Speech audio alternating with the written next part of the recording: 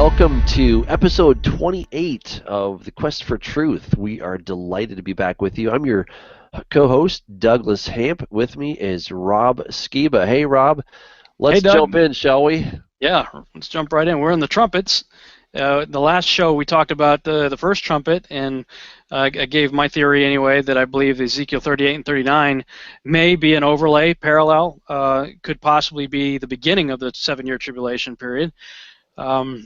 If you want to talk any more about that, we just kind of ended the show on that. Otherwise, we can go on to the second trumpet. Yeah, I'd say we jump in. We're having there's just such amazing stuff in here. I don't want to slow down. Let's just keep going. Yeah. All right. Well, verse 8, this is Revelation 8:8, if you're just joining us. Then the second angel sounded, and something like a great mountain burning with fire was thrown into the sea, and a third of the sea became blood. And a third of the living creatures in the sea died, and a third of the ships were destroyed. Now, I'm just going and read the next one as well, just so that we can kind of get a little bit more of the context. Then the third angel sounded, and a great star fell from heaven, burning like a torch, and it fell on a third of the rivers and on the springs of water. The name of the star is Wormwood. A third of the stars became wormwood, and many men died from the water because it was made bitter. Then the fourth angel sounded, and a third of the sun was struck, a third of the moon, and a third of the stars, so that a third of them were darkened, and a third of the day did not shine, and likewise the night. And I looked, and I heard an angel flying through the midst of heaven, saying with a loud voice, Woe, woe, woe to the inhabitants of the earth, because of the remaining blast of the trumpet of the three angels who are about to sound. All right, so first of all, let's go ahead and talk about what we see here in the second trumpet. What is it that you see, Rob? Well, first thing that occurred to me as you were going through that is I want to clarify something I said in the previous broadcast. I don't necessarily think that each of these trumpets are going off per year, because I was likening the idea of the Feast of Trumpets and saying that if he comes back on a Feast of Trumpets, then the beginning of it would be on a Feast of Trumpets. So I don't want anybody thinking that I think every Feast of Trumpets for 7 years you got one of these going off. That's not what I'm saying, because I believe the fifth trumpet. I don't think the fifth trumpet goes off in the 5th year. I believe the fifth trumpet goes off in the middle of the tribulation period. At the halfway mark. So I just want to clarify that up front. That's not what I don't think that. Anyway, that's what I think. we got you. If that makes sense, I feel like look. It's 1:25 a.m. my time, so maybe I'm a bumbling idiot at this point. But okay, second angel, something like a great mountain. I mean, that sounds like the movie Armageddon with Bruce Willis. This big asteroid of some sort. Yeah. Coming down, burning with fire and thrown into the sea. So, it's an ocean impact. Well, let's look at it right here. It's something like a great mountain burning with fire was thrown into the sea. Now, and this is contrasted with the third trumpet. A great star fell from heaven. Okay, so my thing is, this is not something that's coming from outer space. It appears to be something that may be originating from planet Earth. And it says something like a great mountain burning with fire. Let me ask you something. It's like a volcano. Exactly. Like a Santorini kind of experience. Well, yeah. Now there is a mountain. It is the oh goodness. Let's see if I can remember it. Krakatoa or whatever. Well, there's Krakatoa. That one is likely to go. But you also have the Canary Islands off the coast of Africa.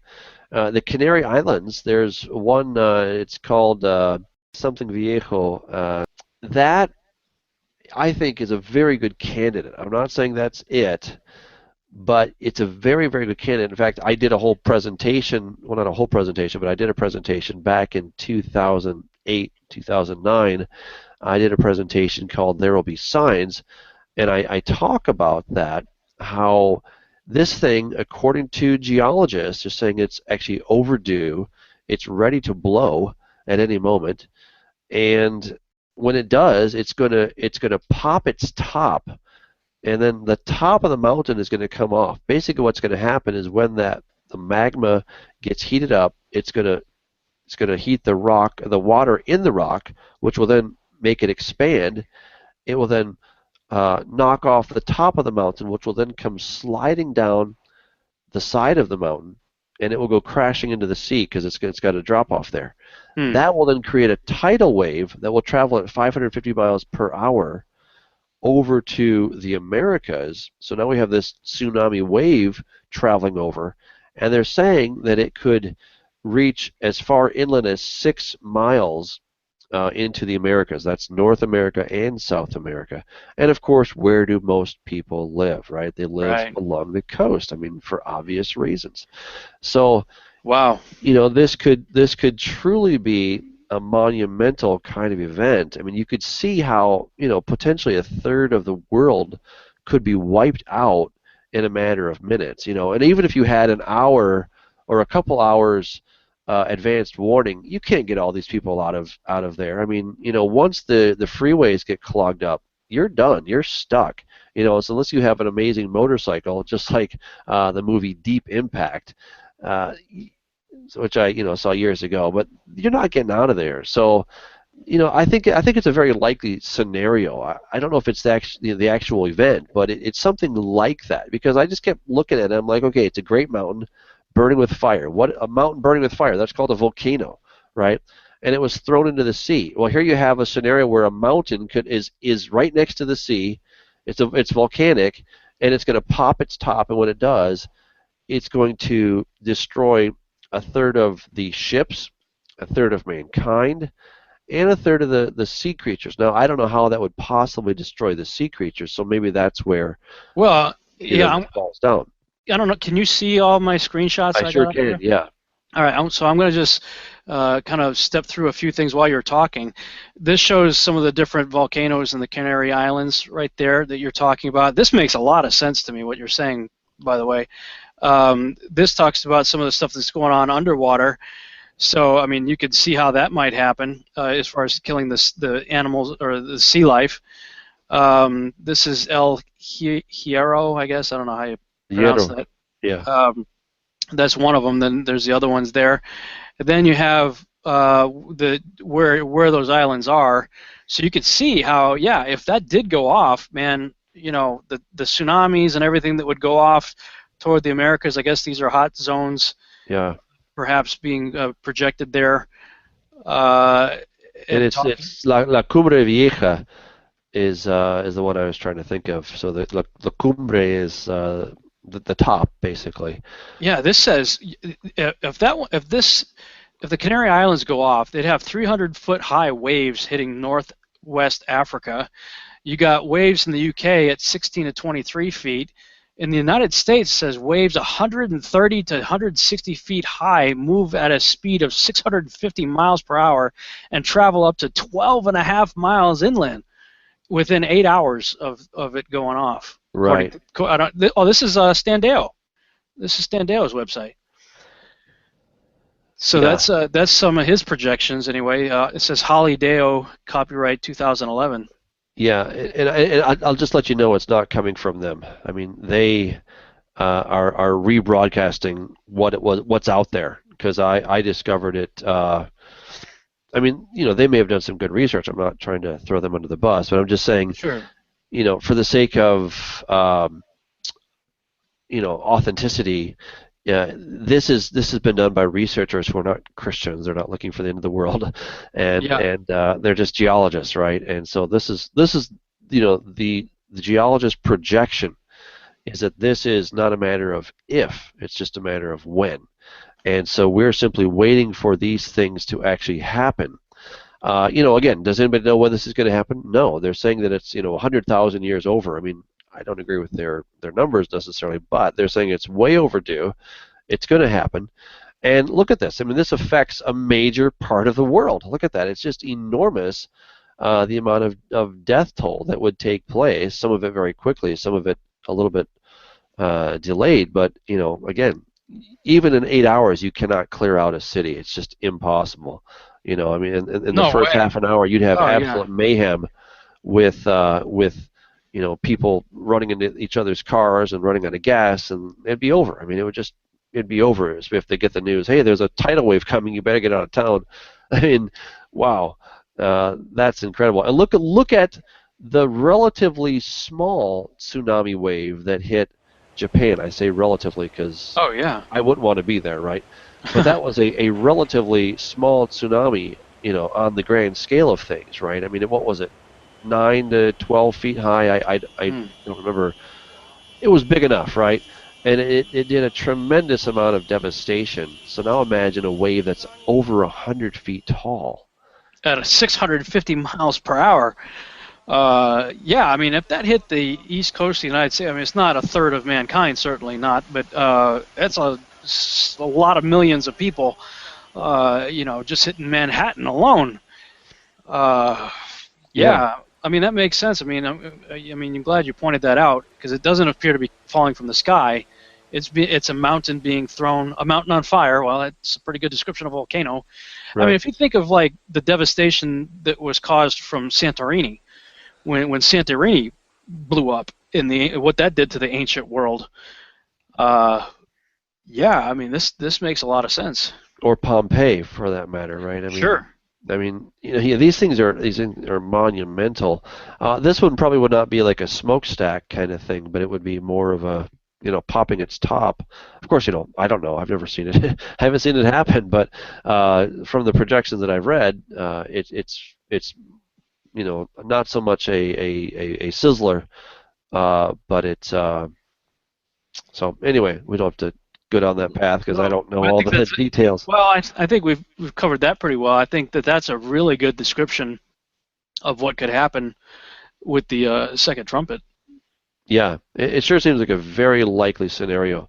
And Now, a third of the ships being destroyed. I mean, if there's anything out in the Atlantic Ocean when that thing goes off, cruise ships or shipping lanes, where all the stuff coming from overseas and being exported from our country. I mean, all the freight ships and warships and everything else that might be out there. That they would be. I mean, if 130 to 130 or 160 foot waves are hitting the Americas, they're going to mess up any ships that are in between on the way. absolutely, and of course we know there's a lot of shipping that's going on, so that could do it, and who knows why it would kill a third of this sea. A third of the sea became blood. That's a tricky one. Is it actually killing the animals? Is it killing the fish and whatnot, so that somehow their blood? Is there something else that's happening? Is this not really blood? Well, I would say it's probably blood. I mean, I think blood is blood, or is Well, it blood red? I mean, it's a possibility. well, but what if some of that includes nuclear radiation? I mean, if some of these nuclear-powered ships or what have you, or even something carrying nuclear waste or what have you. I mean, I'm just trying to give a scenario where that could be possible, uh, where the devastation of the ships could lead to also poisoning the animals. The fish. Well, yeah, if you have a massive amount of tankers being capsized, right? Oh I mean, yeah, oil tankers. yeah, like oil tankers, as you said, you could have war vessels out there. So yeah, I mean, that kind of destruction, and of course, it doesn't all have to happen in one moment, right? I mean, this could be, first comes a tsunami, then it destroys the ships, and then from the destruction of the ships and whatever they're carrying potentially, that could theoretically cause other destruction, which would then destroy the animals. So yeah, we certainly have some real possibilities here. Um, Yeah, we've always talked about, at least in the circles that I've been in, have talked about the Ring of Fire, but that's all West Coast stuff, and the Pacific Rim. And of course, the Pacific's a lot bigger than the Atlantic. So when it's talking about a third, this makes the most sense to me. You know what I mean? Because if the Atlantic Ocean becomes contaminated, as far as the oceans of the planet, that would seem to be close to about a third, wouldn't it? it sure looks like it. Yeah, it sure looks like it. So it could be that there could be an Atlantic event before there's a Pacific event, if this is true. I mean, it seems like everybody's always looking at the Pacific and the Pacific Rim and, where you live falling into the ocean and stuff. But, yeah, this could be an Atlantic event. Yeah. Well, good. Let's take care of the East Coasters first, huh? Well, that means I gotta get my family out. My whole family's on the East Coast. People on the West Coast aren't that bad, a couple of fruits and nuts, but it's not all bad. So, all right, verse 10. Then the third angel sounded, and a great star fell from heaven, burning like a torch. All right, well, I'm just going to stop there. We've already read it, obviously, but That's more like the Bruce Willis thing then. well, I used to think that this was going to be some, some rock falling from the sky. I don't think that anymore. Oh, you think it's an angel now, huh? I think this is Satan himself. Yeah. Hmm. Yeah, this is Satan himself. So again, we have Jesus holding a third of he holding the stars, the 7 stars in his right hand, which are the 7 angels of the 7 churches, right? We have in Revelation chapter 12, it says, "And I saw a great sign in heaven, and this dragon, and he took a third of the stars with his tail and cast them to the earth." And then verse 9 says that Satan and his angels were cast to the earth, and no place was found for them. And then if you go on in chapter 9, which again there's no chapter breaks, it says, "Then the 5th angel sounded, and I saw a star fallen from heaven." Okay, so when he in the 5th trumpet, he sees a star that has already fallen. It's already there, and this star, it gets the key to the bottomless pit. Now, to think that some meteorite is going to fall to planet Earth, and somehow it gets the key to the bottomless pit, and it's even called Abaddon, and he's the king over these bad dudes in the abyss. I just don't see that. I don't see how you could possibly put those together. So the great star that is falling is Satan. The lesser stars are Satan's fallen angels, and that's what we see in Revelation chapter 6, verse 13, where it says, "And the stars of heaven fell to the earth as a fig tree drops its late figs when it is shaken by a mighty wind." Well, what other stars are we talking about? We cannot be talking about, you know, Alpha Centauri. Alpha Centauri and Betelgeuse and our sun falling to planet Earth, because again, that would be the complete end of the story whatsoever, right? We still have to have a planet to do something on. So we're not talking about that. We're not talking about a meteorite shower. I mean, really, a meteorite shower? I don't know. These stars that are falling here, it's talking about the fallen angels, and then the great star that falls, that has a name. His name is Abaddon. He has the key to the bottomless pit. That is none other than Satan himself. And so that really pulls it into context. What's the big event? There's 2 biggies in the book of Revelation. The first biggie, if you will, is Satan falling to the earth. That's huge. It's monumental. The second is the return of Jesus, right? It's the unveiling of the Lord Jesus. So when the man of sin is unveiled, when he's revealed at the halfway point, when he says, "Hey, I'm God," that's when Satan gets the boot, and he's cast down to the earth. And then, of course, the next big event is when the Lord Jesus is unveiled, and that's when the heavens and the earth, or the heavens, the veil between heaven and earth passes away, and Jesus says, "Ta-da!" And that's obviously going to be a very big event. So this is Satan falling to the earth. The name of the star is Wormwood. Now, him falling to the earth, I think, is going to have some very physical effects on the planet. The guy is very bitter. There's no question about that. He has some issues, but this is it's more than just it's not some meteorite falling to planet Earth. Looking at the word wormwood, we do find this in other scriptures. We find it in Deuteronomy 29:18, so that there may not be among you man or woman or family or tribe whose heart turns away from the Lord our God to go and serve the gods of these nations, and that there may not be among you a root bearing bitterness or wormwood. That's kind of interesting. Proverbs 5:4, but in the end she is bitter as wormwood. You have Jeremiah, therefore thus says the Lord of hosts, the God of Israel, behold, I will feed them, this people, with wormwood, and give them water of gall to drink. We have Jeremiah 23:15. Therefore, thus says the Lord of hosts concerning these prophets, behold, I will feed them with wormwood and make them drink the water of gall, etc. We have Lamentations 3:15. He has made me drink wormwood, the wormwood and the gall. So wormwood and gall is something that's very bitter. It's poisonous. It's incredibly toxic. It's not necessarily acidic, but it's a base. It's a base substance, the opposite of an acidic, right? So, but it's incredibly bitter, and whatever. Of course, I don't know the metaphysics involved with Satan and him falling to planet Earth, but obviously, whatever is happening, this scenario, it does cause something to happen to the water, and many men will die as a result of it. So that's what I see there in the third trumpet, is Satan himself being cast to planet Earth.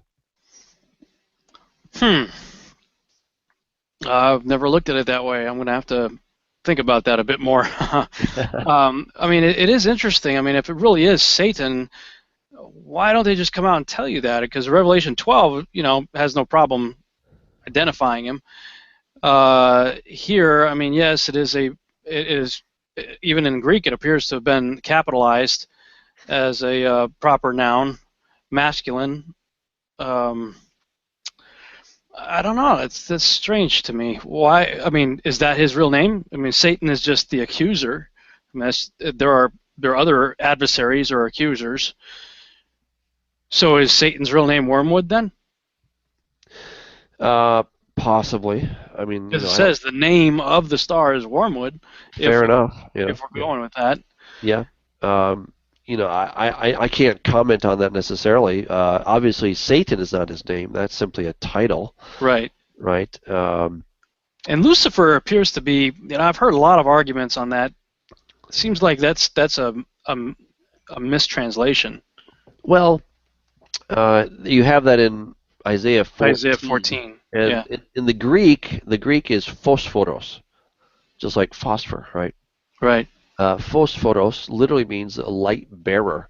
So translated into Latin, it is lus feros, right? So lus is light, feros is to carry. Just like a ferry carries you across the water. Right. So too, this is a bearer of light. So it goes back to the Greek. Whether they got it correct or not is of course the real clincher. And the word in the Hebrew is Halel. Halel, according to my friend Bill Gallagher, who is he's an expert in Akkadian, he talks about, he traces it back to the god Elil, and I know that you and I have had some interesting conversations about that. But I really think he's right linguistically. As I've said before, you have to start with the language. The language is everything. The language is like the foundation of any building, and without it, we're kind of just chasing after the wind. So we have to start with the language, and the language there, it works so well. And if you begin to look at some of the comparisons between Halel and Elil, well, let's call them Lucifer for simplicity's sake. But if you look at some of these parallels between this ancient god Elil was the one who basically became the go-to god. He never claimed to be the creator. That was Anu. Anu was the creator god, but Anu was busy. He was off doing something else, He was, who knows what he was doing. But Elil was really the guy in charge. Elil had the tablets of destiny, which gave him the authority and the right to rule over the affairs of mankind and planet Earth. All right, and he also had the way of the 33 stars. He was the bringer of the dawn. So now this is all from the Ebla tablets. This is not from the Bible, but of course the Bible records it as well. That's why it's so powerful. And for those who are interested, and I do talk about this in great detail in the Angelic Domain of the Fall of Satan. So You can go check it out there on YouTube or in my store. A little commercial there, but hey, need a commercial break once in a while. Yeah, why So not? yeah, you need it. It's good. It's good for you. It keeps you healthy. But anyway, so I really think this is talking about or at least Isaiah chapter 14 is talking about Elil, and Elil, hence Halel, in the scripture there in Isaiah. So yeah, we're still not given his name. I doubt that Wormwood is actually, I don't think that's his real name. I think that his real name has been lost. But that's what it says, though. The name of the star is Wormwood. Uh, So if you're going with the premise that the star is Satan and Lucifer, yes, then it says, at least in my English, the yes. name of the star is Wormwood. I'm not denying what the name of the star is. I'm suggesting I don't think that is his given name. Okay, Michael is the name of the angel Michael. It just says Gabriel, but I don't think Wormwood was Satan's given name. Okay, that's what I'm suggesting. So that So this is maybe another title given to him? A I think bitterness? that may be his current name. Oh, I Okay. see. Whereas Satan is a title, devil is just a translation of Satan. It's really interesting. Satan, if we go back to Ezekiel 28, it talks about the word rakil, and rakil means a slanderer. And we look at there, it says, by the abundance of your trading. It doesn't make any sense. Was Satan trading or something? The word there is by the abundance of your rechulatcha, your something. The word rachal means to come and go. It's related to the word regel, which is your foot, and so it just means to come and go. It can, and by linguistic connection, it's related to the word rachil, which is rachil, which is a slanderer. And so then you come to Greek, you have the word diavolos, which diavolos, dia means it means a cross, and volos is to throw like a ball. All right, so you're throwing a cross, and by extension, it becomes a slanderer. So the devil is just the slanderer. I mean, it's really amazing when you start looking at all these details of who this guy is, but we're never given his name, and I think we're told. I think we're not given his name because it says in Ezekiel 28, 18, and 19, he says, "You defiled your sanctuaries by the multitude of your iniquities, by the iniquity of your trading, or hence slander, as I would argue. Therefore I brought fire from your midst, it devoured you, and I turned you to ashes upon the earth in the sight of all who saw you. All who knew you among the people are astonished at you, become a horror, and shall be no more forever." So I think there's something about his name is being lost. That he's not going to be remembered. And in the ancient world, if you wanted to take away somebody's immortality, at least in Egypt, what they would do, this happened quite frequently. Egyptologists have really noticed this, that you'd have a king, and then suddenly a new king would come along, and he didn't like the old guy, so he would go and literally erase his name from all the inscriptions. So that's a lot of work when you think they're written in stone. But they did it. They went and they took a big rock eraser, and they effaced these things. They took them out, and Egyptologists have done a pretty good job of piecing together who that should be.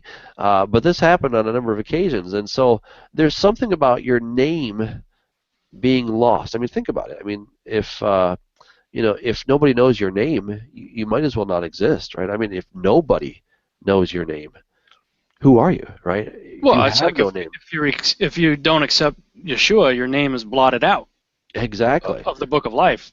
Yeah. That's not good. Scary proposition. Hence, I never knew you, right? Because Right. what's your name again? If God says, what's your name? What's your name? You know you're in big trouble. Okay. You're like, oh. Or if he says, "Hey, Hamp, what the bleep are you doing?" I can handle that. But if he doesn't know, he says, "What's your name again?" I'm like, "No, Lord, I'm on the list, really." Okay, so that's that's where I'm kind of going with this. And Huh. Wormwood, yeah, it's the name of the star. I agree, but is it the ultimate? It's not the given name. It's not what God pronounced Satan to be. Um, so I think his name was Halel, and that. I mean, I think it was Halel. I don't know, but anyway, I do believe that Wormwood is in fact the same as Abaddon in chapter 9. Okay, because when we get to chapter 9, it says, then the fifth angel sounded, and I saw a star fallen from heaven. This is in the perfect, okay, this is in the perfect tense, so that it's already there. It's not in this, it's not currently falling when John sees this.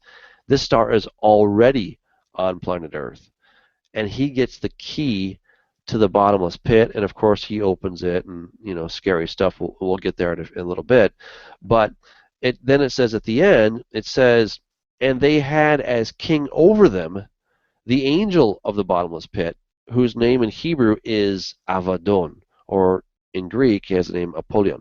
Those both mean destroyer. Avadon is just it's a transliteration of a Hebrew word for destroy. So this is not just a personification, but this is the guy who's the destroyer. What does Jesus say about Satan? Right, that Satan is a thief and a destroyer. That's what he does. Kill, steal, and So destroy. yeah, he came to kill and destroy. So I think it's a pretty good description of who Satan is. I mean, I'm sure there are other bad guy angels out there, and he's not the only one, but he is the he's the top dog when it comes to guys who are into destroying. So I mean, Okay, well, yeah, we'll dive into Revelation 9. That's going to take a little while because I know absolutely. this is where we're going to have differing opinions, so we'll have some fun with that. I'm going to be honest with you. I'm going to have to think about this one a little bit because maybe it's because I've had the idea of a comet or a asteroid in my head for so long that I'm not there. So I'm going to have to think about it. But at any rate, we can agree that something's coming out of the sky, and when it gets here, it's going to make the water bitter and make things pretty rough. You don't want to just give me the point, Rob? You could just give me the point. I Come on, no, chocolate I up in me. can't. Come I can't do that yet. No, on. I haven't been convinced yet. I'm going to have to think about that one for a while. All right. Well, for the record, looks like I got at least half a point at this part. Okay. Did he gave himself a self-appointed point. a self-appointed point. I'll take all the points I can get, man. Yeah, well, I mean, why does it, if it's a person, if it's the entity that we call Lucifer or Satan, why is it that a third of the rivers and springs of water are affected? Well, I mean, I could see that if it's a comet or if it's something that's geographical and it hits it at a location that poisons the water, that I can see. But why? Well, it's the same thing. I mean, it's no different than a So rock. when his body touches, it messes up the water? Oh, yeah.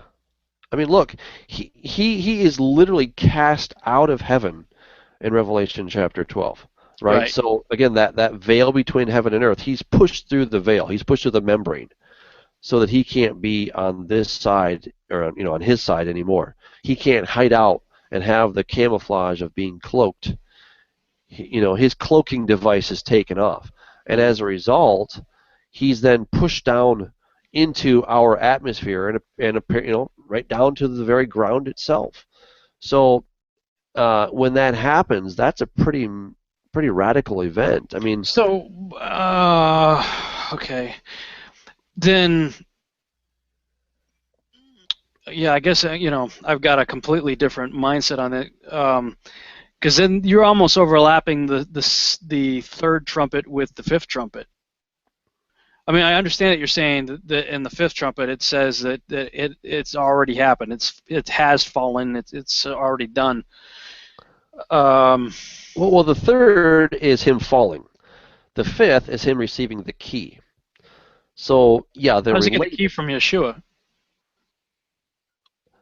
How does he get the? Well, I would guess that Satan's going to. Well, I don't know. I mean, how should I know? But he probably, he probably thinks, in my book, The Millennium Chronicles, I have him sort of boasting that, those fools, they kicked me out, but little did they realize I actually got the key, right? Yeah, exactly. The Gargamel. Yeah. Yeah, you think that you've cast me out, but really I pulled a fast one on you. That's kind of my take, but that's my speculation. So, but that may be how he spins it, right? Yeah, sure, I got kicked out, but I planned it all that way. I knew this was going to happen. Of course, I knew this was going to happen. You think I'm stupid? Of course I knew I was going to get kicked out. But look what I got when I was up there. I now got the key, right? And we're not told how he gets the key. We're simply told to him was given the key to the bottomless pit. That's all we know. To him was given the key to the bottomless pit. So, I mean, it's interesting you have this in the passive voice in the Greek as well. So we're not told who gives the key, how he gets the key. All we know is he somehow obtains the key to the bottomless pit. And this probably goes back to a couple thousand years, back in the days of Noah, when he might have said something to his cronies. Listen, guys, I'll get you out, right? I know that there's real danger in this. You can get locked up in the abyss. That's not a fun place to be. But I promise you, Satan promising, but really, I'll get you out, right? Not because I like you, but because I need you.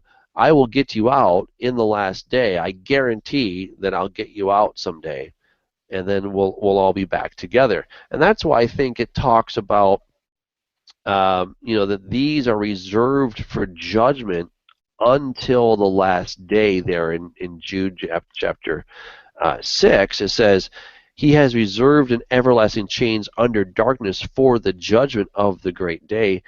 I see that as probably a reference to this, that they're going to get out, and of course they will be judged ultimately when Jesus comes back, and they'll be cast back into that place. But at this point, Satan's going to open up that horrific place, and him getting cast to the earth is simply the precursor to him opening the abyss. And when he opens the abyss, then he who is the ruler of that place, we're told very clearly that Satan is the ruler of the demons. And I know this is a point of contention between us. I see that fallen angels and demons are one and the same. I know you and a number of colleagues do not, but I see them as being one and the same. And Satan is clearly he is the prince of the demons. Jesus makes reference to that Beelzebub, the lord of the flies, he's the prince, right? Satan is the prince of these guys.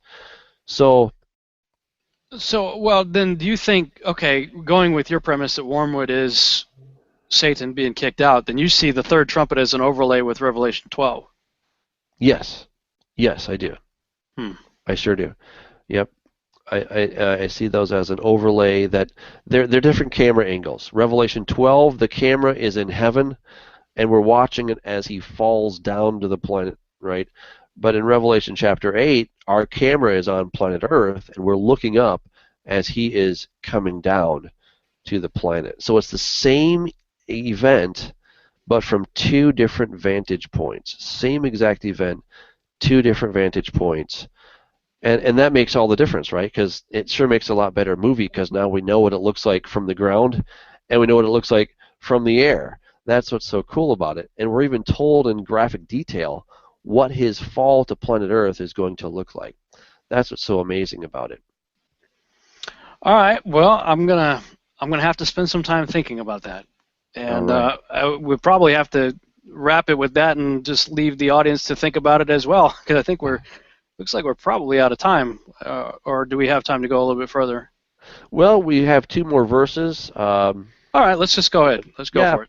Then the fourth angel sounded, and a third of the sun was struck, a third of the moon, and a third of the stars, so that a third of them were darkened. A third of the day did not shine, and likewise the night. And I looked and I heard an angel flying through the midst of heaven saying with a loud voice, "Woe, woe, woe to the inhabitants of the earth, because of the remaining blast of the trumpet of the three angels who are about to sound." Hmm. Okay, in this case, do you think the stars are the stars, as Yes, in I do. bodies of Yeah, light? So in this yeah, case, you're viewing the stars because of the context of the moon and the sun. Also, yes. they're giving it the context of celestial bodies. And they just don't shine, right? They're not, So they're being you know, darkened somehow. I somehow. would say that that's from an Earth camera angle looking out. I don't think that the actual physical Alpha Centauris and whatnot are going dim. Do you? I agree with you. I agree. Yeah, nothing is happening to the moon. The moon's just fine, okay? Nothing is happening to the sun. But yeah, as you are on planet Earth and you look up, suddenly these things are darkened. We're going to see that in even more spectacular detail in chapter 9. And it says, "And he opened the bottomless pit, and smoke arose out of the pit like the smoke out of a great furnace. So the sun and the air were darkened because of the smoke of the pit." So, what we have happening in trumpet number 4 may be a result of that volcano that cast into the sea. It could be a result of Satan falling to the planet. We're not told, but something cataclysmic obviously happens, and it's going to darken the sky with probably ash of some sort. I mean, that would be my guess. It's clearly stated that way in Revelation 9:2, but it's not as clearly stated in chapter 8. Well, the word that I'm hung up on is pleso, I think is how you say it. And the third of the sun was pleso. It was struck. It says smite. It's something hit is being hit there.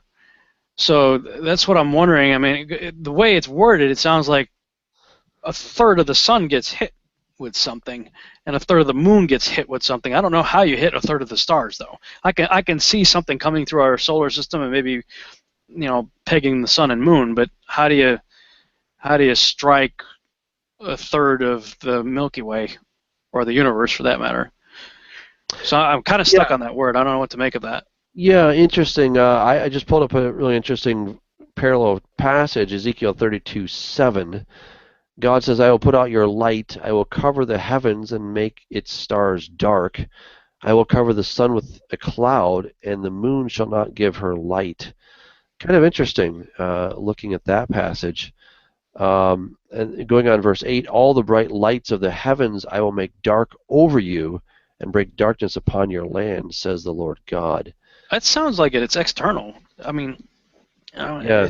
it seems like there's something happening in the universe. Yeah, I don't know. Personally, I don't think that's at all the case. If the sun were physically darkened, right? If something were actually to happen to the actual sun, so that it's a third dimmer, I mean, we would be so cold on planet Earth that, hey, forget the tribulation. Everybody would be We dead of we all frostbite. just froze to death. Yeah, that would be a very anticlimactic ending. So I don't think anything happens to the sun. I don't think anything happens to the moon and the stars. It's the perception of the smoke. Again, Revelation 9:2 brings it out in striking detail that when the abyss opens, this smoke comes out like the smoke out of a great furnace. So they were told very clearly. We're not told as clearly in trumpet number 4 why it gets dark, but based on trumpet number 5, it would seem very plausible that it's for the same reason. Well, yeah, in my timeline, I do see a bit of an overlay. I mean, I have trumpet 4 and 5 very close to each other, the way I graphically depict it. So I can see that. I'm just stuck on that word struck. I'm not quite sure what to make of that. But Yeah, whatever the case is, it's gotten darker. Clearly, the world is in a lot more darkness, both spiritually as well as physically by this point. right. I think the key here is a third of the day did not shine, and likewise the night. So if we're going to say that it has to be something that physically happens to the sun, way out there 93 million miles away. Something is actually happening to the sun, and something is actually happening to the moon, 200, 300,000 miles away. Well, then by the same token, something has to happen to every one of the stars. Yeah, And I know just, I don't know. that's the part that you're just like, okay, how do I mean what goes through the galaxy or the The universe. I universe? mean, you I got mean, to what have goes? I mean, if something. it's all the stars, it's not just the Milky Way. It's everything. And then we do have that problem of, it does take a while for that light to get here. So Yeah, God can do it. Well, of course God can do anything, but that's kind of a lame excuse. I think a much more simplistic and just an easy solution is, hey, there's it's now ash in terrestrial. the sky. I mean, look, we have evidence of this when there have been volcanic eruptions back in 2011 in Iceland. When that volcano erupted, it darkened the sky. You could look at the sun, and it looks like sackcloth. You look at the moon, it looks like it's turned blood red Right. because of all that ash. So, I think we don't have to go very far to find the explanation of this description. It's just look around you. What do you see? What is the most likely scenario? Instead of trying to, God's putting the dimmer switch on every star. I mean, he's, trillions and trillions and trillions of stars, and every one of these he's going to turn the light down. On the sun, he's going to like turn down that dimmer switch, and now we're all going to have, death by freezing. Yeah. It just, it doesn't seem consistent. Yeah, I hear you on that. I definitely agree with you on that. And then, boy, I mean, the heat's going to get turned up Yeah. in the remaining verses because they got the angel flying through the midst of heaven, saying with a loud voice, "Woe, woe, woe!" I mean, that's say it once, it's important. Say it two, it's emphatic. But three times, that's not good. Woe, Yeah. woe, woe to the inhabitants of the earth because the remaining blast of the trumpets of the three angels who are about to sound. Not good. Yeah, if an angel's like, "Oh boy," you're in trouble. You're like, uh-oh, this angel's kind of like freaking out." Then, then I think we better freak out. And you can see why, because Yeah. now the angels are on planet Earth, and then they even open up the abyss and invite all their long lost friends. Whoa, yeah, you're like, yeah. I mean, that is the time of Jacob's trouble. That is when things get just downright ugly for Israel. Okay. Well, everybody, I think, at this point. Well, yeah, yeah, certainly, yeah. I don't think So, it's just going to be, well, I don't think it's going to be Israel as in that sliver of land the size of New Jersey. I think it's the inhabitants of Earth yeah, that Israel is dispersed into still as a people, yes, as opposed to a geographic location. Boy, inhabitants of Earth. So, for all the preppers out there looking for a place that's going to be safe, at this point, Costa Rica, Belize, wherever you're thinking, it's the inhabitants of the Earth. It's woe to the inhabitants of the Earth because of the yeah. remaining blasts. There's no place that's safe unless somehow God, Unless you're in Him. yeah, he'll take care of those who are His. So you just Amen. got to trust that, or get your head lopped off and you're good to go anyway. So either way, I'm hoping for in the earthbound place of safety like Goshen. yeah, That's what I'm I counting would on. still be happy to be mistaken about the rapture and Lord take me out. But again, until we see that verse, we're just kind of stuck with, and reality will be what it will be, right? I mean, that's kind of what we're after. Yeah, What we're just reality? speculating. Everybody's speculating at this point. I just want to So, know what reality is. That's all I care about. What is reality? If reality is, me getting zapped up, great. If reality is actually, all of us hanging out and going through this, well, so be okay. it. I mean, if that's what God's plan is, then that's what His plan is. Well, we're out of time. Again, these have gone fast. But can you believe, Rob, we went through 2 chapters Boy, we're uh, rocking it. in Woo! these last 3? So Well, I think we're going to get hung up on chapter 9 for a while when we yeah. finally get to that one. Well, once you give me that point, I don't think it'll be Yeah, too hard at all. there you go.